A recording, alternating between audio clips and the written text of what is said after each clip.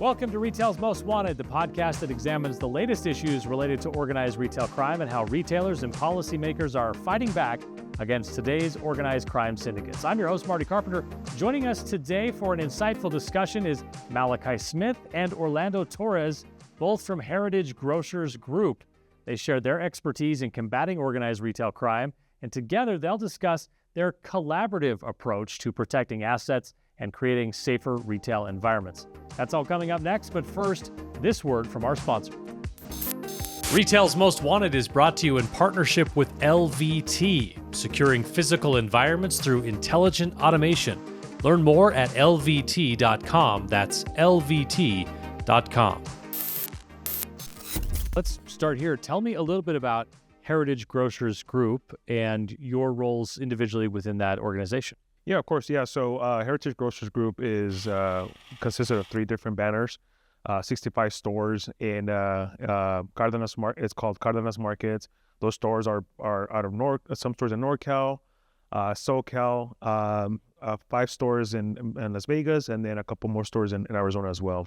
And then he also covers El Rancho, and he has how many stores? 29 stores in the Texas area. Yeah, and then Tony's Fresh Markets is 21 stores out of Illinois. Okay, so kind of in pockets around the western to midwestern part of the country. Yes. That's good information for us.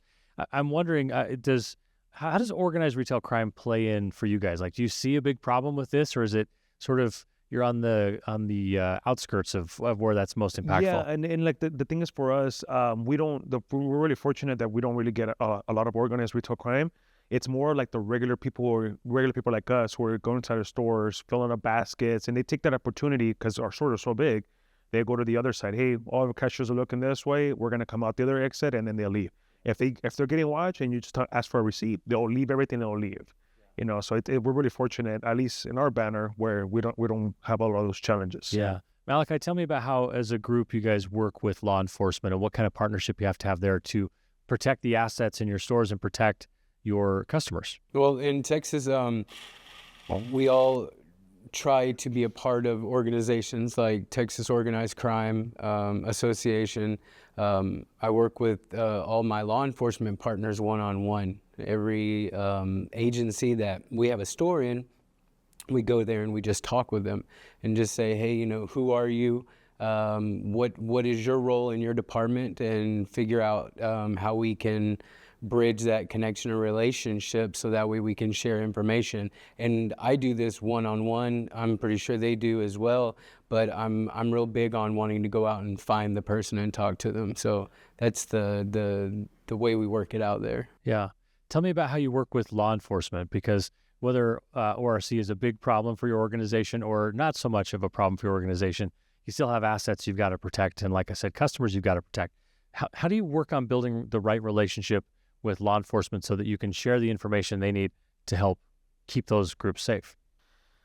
Yeah, for us in California, it's we don't have just one police department. In pretty much every single city, we have to be dealing with different law enforcement. One of our stores in Oakland is our toughest area, and where we don't have the best support with law enforcement. So what we do there is we kind of go to a lot of the ORC meetings that they have, and try to partner, because there's some detectives that go out there, there's some sheriffs, some deputies that go out there, and I try to get the contact information, let them know where we struggle, how we can also help out them when it comes to cases. So when it comes for them, let us know, hey, we have an incident happening in the store. I try to be like this right away, so I can kind of have that connection with them and try to support them on their cases, and also be able to, as we need them to reach out to them for any type of a case building we need to do that happen inside our store. So it's collaborating with them at these meetings.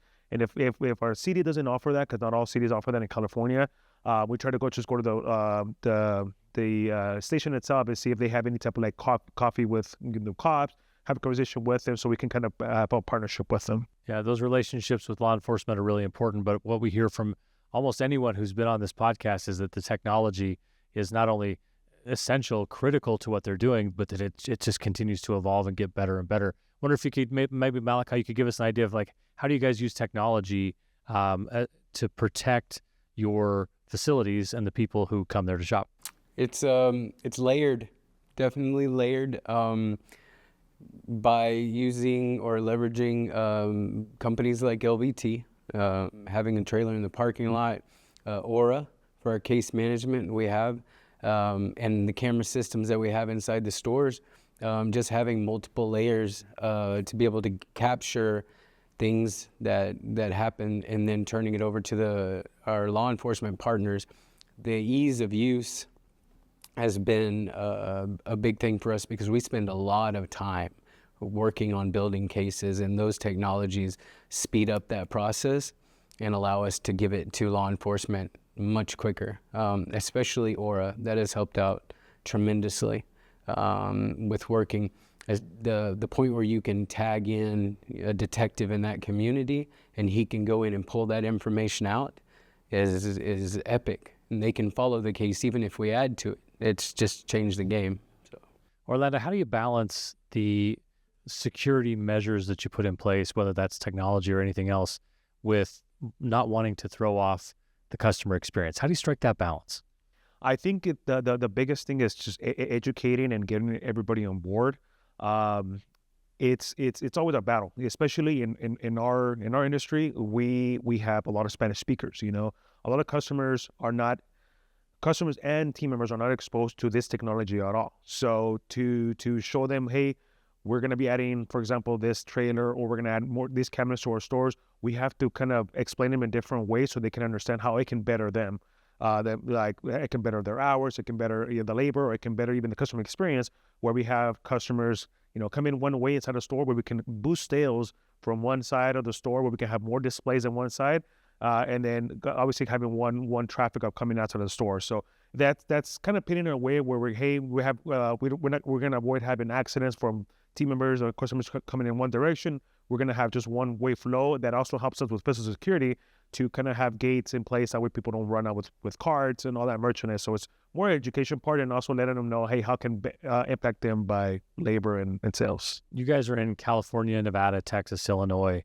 Do you treat it like this, where you have one like overarching security strategy, and then you tailor it to each of those different types of stores and different types of neighborhoods they may be in? Is that how you go about that? Has that worked out well for you? Yeah. It's really worked out for us.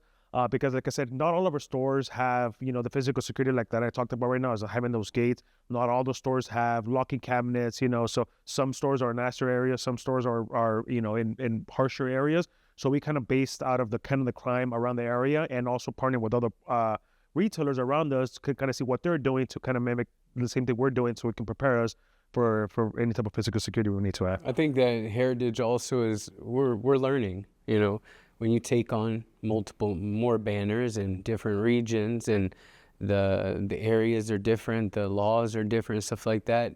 You want to implement the strategy that you have in the other locations, but when you get down to the actual banner, you start realizing there is a lot of little nuances that are different and just doesn't fit very well into the big picture. So there are some changes. There are things that I can do in Texas that they can't do in California, so there's some minor adjustments in that, and we're learning, but the amount of knowledge, or the amount of knowledge that we got out of this has been it's been big. Yeah. I want to wrap up with this question, if I could. What emerging trends are you seeing when it comes to whether it's organized retail crime or just theft issues that you have within your facilities? What are you most concerned about right now, and what do you think is on the horizon to best address that, or what's sort of out there where you're saying this isn't necessarily the biggest problem now, but it's going to be in 2 years? Yeah, so it's kind of a loaded question, but without giving away your secret strategies, of course. Yeah, so we're adding all these physical security to our stores, whether it's like LBT cameras, better camera systems, and all that. So now we were seeing all the thefts come out in front of our stores. Now we're starting to say, okay, now the dishonest customers now are figuring ways, hey, if they're limiting us to exit outside of a store because they're adding these gates to our store, and they have trailers now they're starting to exit an emergency exits. Now they're walking around that store at nighttime when it's not as busy. They'll be saying, hey, this is my point exit right here at back of the store, and then I want to see how the back of the store is as well, so I can drive a car. So now we're seeing cars going back of our stores now. Now we're seeing people leave through the emergency exit. So now we're starting to see a trend where now they're trying to figure out the system. Now, in a perfect world, obviously, we need fire, we need the fire department, but we also need to kind of see if there's a way we can have time delayed exits where it delays somebody when they push it out, and they kind of get stuck. Oh my God, the emergency exit is locked. So I'm hoping maybe later down the future, if we're able to have something like that, because now everybody is getting kind of a little bit more smarter to see how they can still merchandise at our stores. Malachi, you want to weigh in on that one? I think it does look like some of the crimes that are happening in different parts of the country are starting to trickle off into Texas, especially we just dealt with a lot of the smash and grab robberies, and we're trying to do our best to prevent that from happening, and we're seeing that it's just kind of sweeping through. It's becoming this trend. But I think for me, what worries me the most is we've always dealt with the homeless coming off the street and stealing food or stealing laundry detergent or stuff like that. It's the normal everyday kind of thing that happens, but we're not used to having the financial crimes happen where people are coming in and using skimmers to take all the data and stuff like that. And we do our best to protect, but that's hitting a lot of people in one lick. You know, we want to protect the customer as best as we can, but we never know these things are coming. We don't know when they're going to happen. There's not really a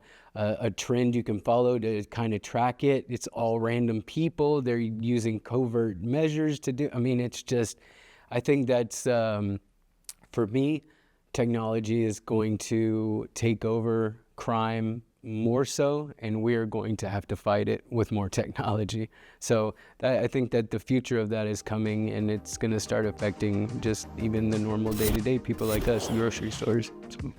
That's it for this episode of Retail's Most Wanted. Thanks to our presenting sponsor, as always, that's LVT. Don't forget to hit that subscribe or follow button so you can catch each new episode. We drop a new one every 2 weeks. You can also follow us on X, LinkedIn, and YouTube. Thanks for being with us, everyone, and keep up the good fight.